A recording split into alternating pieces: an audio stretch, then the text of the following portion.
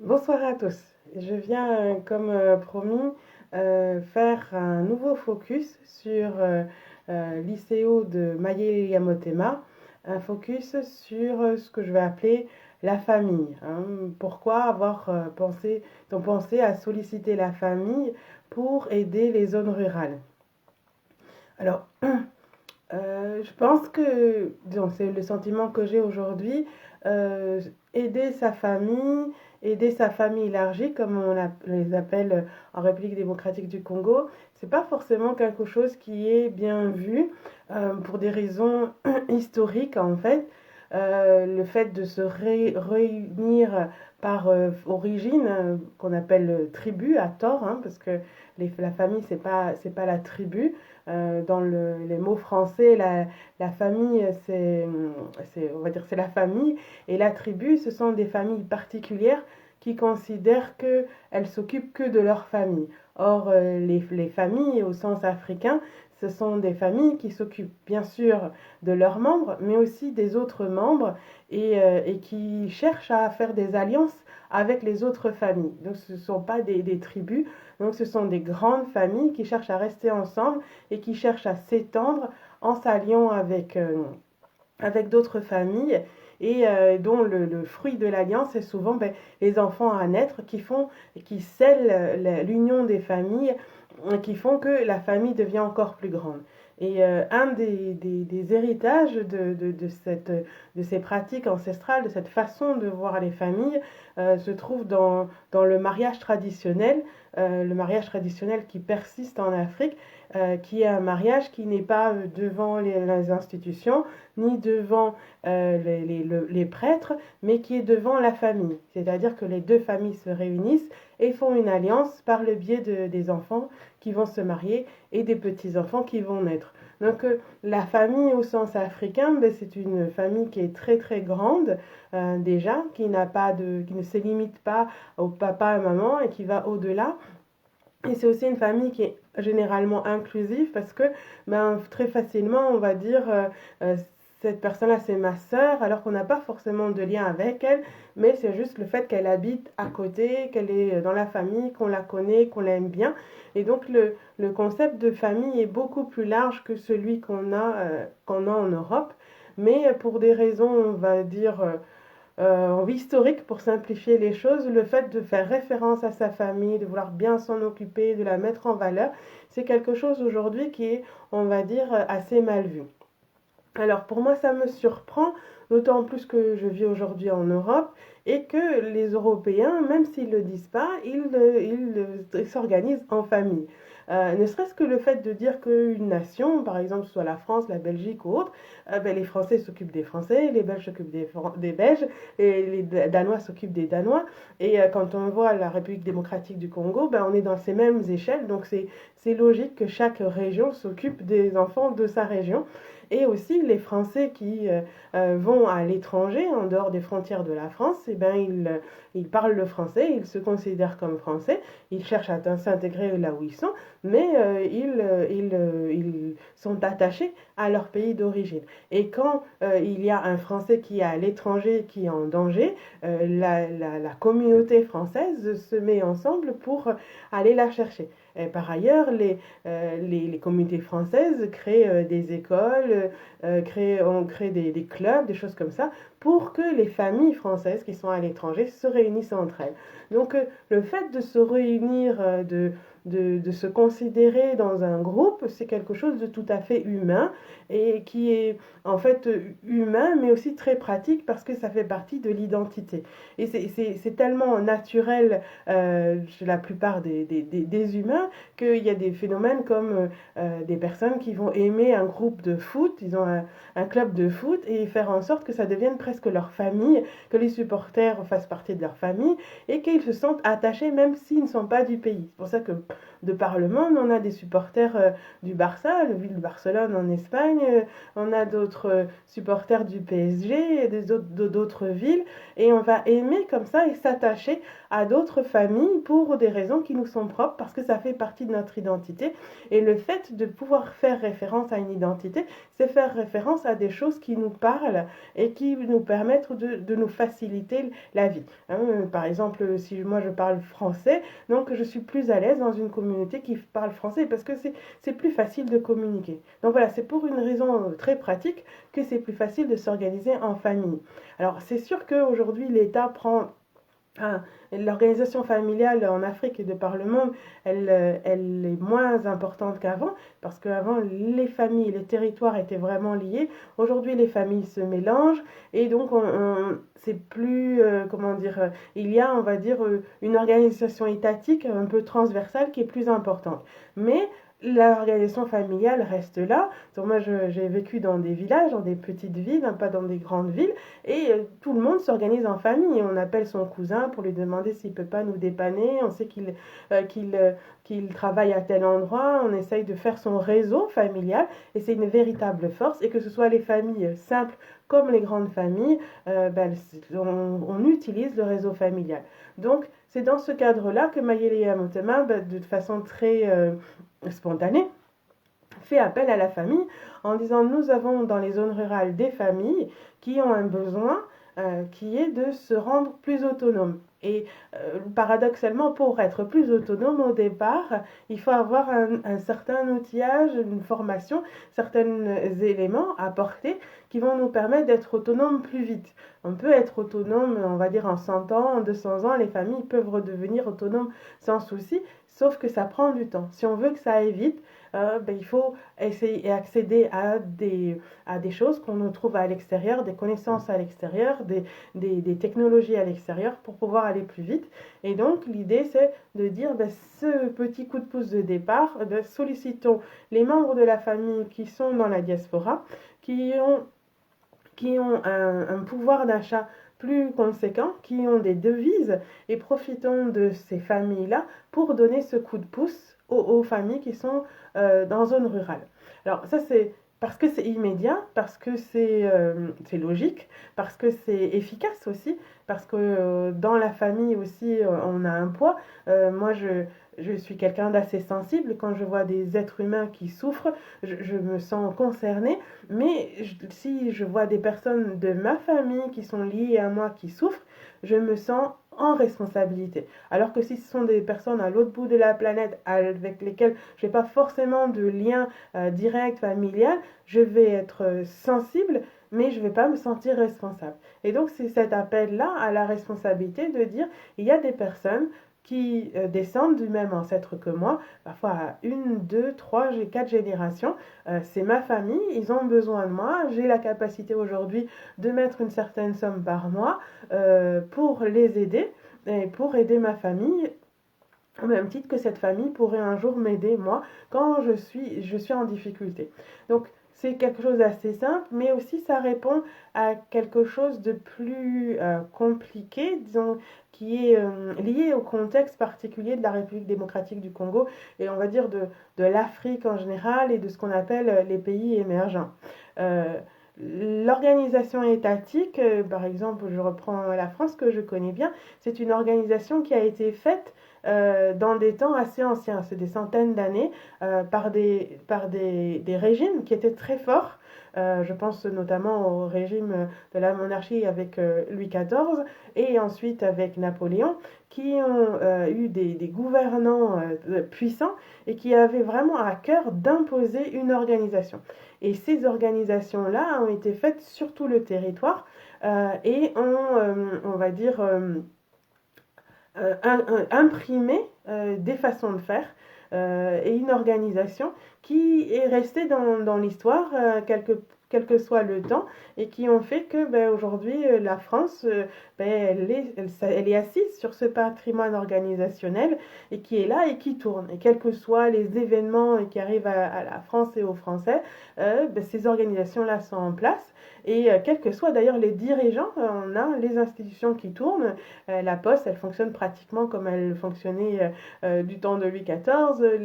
Les institutions judiciaires, ils ont administratives plutôt du temps de Napoléon. Donc il y a des choses qui viennent de loin et qui ont été organisées à une époque où c'était plus facile de dire bon, on fait comme ci, on fait comme ça.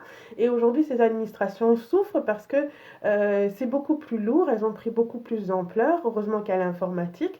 Et donc, ce sont des systèmes qui sont très très importants et qui sont très très lourds et qui coûtent très cher. C'est pour ça que souvent, il y a il y a des périodes dans l'histoire où les personnes disaient ben, on va privatiser ces administrations publiques parce que c'est trop lourd pour l'État. Et puis après, on dit mais oui, mais quand on est privatisé, on a un service qui a moins bonne qualité quand on est public. Donc toutes ces problématiques-là de ce qu'on appelle le fonctionnariat, elles sont là parce qu'elles coûtent de l'argent. Et donc, le fait que les pays africains aient eu une rupture dans leur organisation, parce que de façon antécoloniale, donc avant la colonisation, les Africains s'organisaient d'une façon, ils s'organisaient en territoire, ils s'organisaient en famille justement, avec des familles qui avaient des fonctions territoriales particulières, dont il faudrait vous référer à des historiens, il y en a de plus en plus qui s'expriment sur Facebook, et qui démontrent que l'organisation traditionnelle africaine, c'est pas justement des familles qui étaient les unes les autres distantes, mais au contraire qui collaboraient de région à région, avec certaines qui étaient spécialisées par exemple dans les minerais, d'autres qui étaient spécialisées dans la confection de tissus, d'autres qui étaient spécialisées dans l'exploration, dans le commerce, etc. Et donc cette organisation-là, elle a été coupée, comme souvent lors des invasions, et elle a été remplacée par l'organisation coloniale, qui est une organisation qui est calquée sur le modèle européen et qui n'est pas du tout qui ne prend pas du tout en compte la famille telle que les Africains prennent en compte la famille. Et donc on a aujourd'hui deux types d'organisation, qui est l'organisation ancestrale qu'on a dit traditionnelle avec des chefs traditionnels, et on a l'organisation qui est l'héritage de la colonisation, qui sont en parallèle et qui en fait quelque part se neutralisent, en tout cas se neutralisent beaucoup dans les zones rurales, puisque les chefs traditionnels n'ont pas de pouvoir institutionnel réel, et que les responsables institutionnels ont des familles qui sont fortes et qui veulent conserver l'organisation traditionnelle. Donc au lieu d'être tous unis pour le même objectif, on se retrouve avec alors, c'est pas forcément des conflits, mais en fait des tensions et des choses limitantes. Donc, ça, c'est un frein organisationnel qui, à mon sens, devrait être à un moment ou à un autre vraiment débattu, parce que pour moi, c'est impossible de gérer un territoire si on ne parle pas d'une même voix. Mais c'est un autre débat. Mon propos, c'est juste de dire que l'administration forte qu'on pourrait avoir dans les zones rurales, ben, elle n'est pas là aujourd'hui, et donc les zones rurales n'ont pas la capacité de lever des fonds, de faire payer des taxes à leurs habitants, et de pouvoir décider ensemble, collectivement, de ce qu'elles pourraient faire de leur comment dire sur leur territoire. Et donc ça, c'est quelque chose auquel dans les temps présents on ne peut rien faire, et à mon avis il y a tellement d'autres choses à faire au niveau national qu'il ne faut pas commencer par ça, mais dans le cadre de Maïlia Motema, dans le cadre de cette famille, on peut déjà mettre en place des choses justement en disant quelque part que les gens de la diaspora payent une certaine taxe familiale pour contribuer au développement de leur territoire, quelque chose de modeste, de raisonnable et d'accessible, qui fasse que, comme je disais la dernière fois, les familles puissent, palier après palier, retrouver de l'autonomie. L'autre chose aussi, c'est que il est possible de demander le financement à des bailleurs institutionnels, que ce soit des bailleurs internationaux comme nationaux. Moi, j'ai fait les demandes parce que, comment dire, je respecte ce qui se fait. Je pense que c'est assez normal que les demandes ne soient pas prises en compte, mes demandes ne soient pas prises en compte parce que ce que Mayele Yamotema propose, c'est quelque chose de très innovant, c'est quelque chose peut-être un peu disruptif, et donc c'est pas aujourd'hui dans les cahiers des charges des différentes organisations internationales de s'occuper de la permaculture dans les villages et de faire en sorte qu'il y ait une organisation transversale. Alors moi je suis optimiste et je pense que ça viendra parce que à mon sens c'est la meilleure façon de faire pour qu'on ait euh, des piliers dans les zones rurales qui se mettent en place pour pouvoir redresser le pays. Mais c'est innovant, donc il faut du temps, il faut laisser du temps aux personnes pour qu'elles se fassent à l'idée à des choses nouvelles dont elles n'ont jamais entendu parler pour la plupart.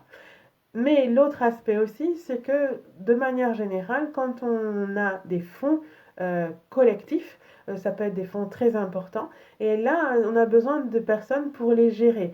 Donc, en général, du côté du bailleur de fonds, il faut des personnes qui contrôlent ce qui est fait dans le projet. Au niveau du projet, il faut des personnes administratives qui écrivent les rapports, qui rapportent l'avancement du projet. Il faut des personnes qui viennent sur le terrain pour contrôler. Et on crée comme ça une chaîne assez importante de personnes autour du projet qui vont devoir être rémunérées, ce qui est tout à fait normal. Mais en général, ces personnes, elles ne sont pas, elles sont dans des villes, elles sont à l'étranger, elles ont un certain statut et donc elles sont rémunérées de façon assez significative par rapport au projet.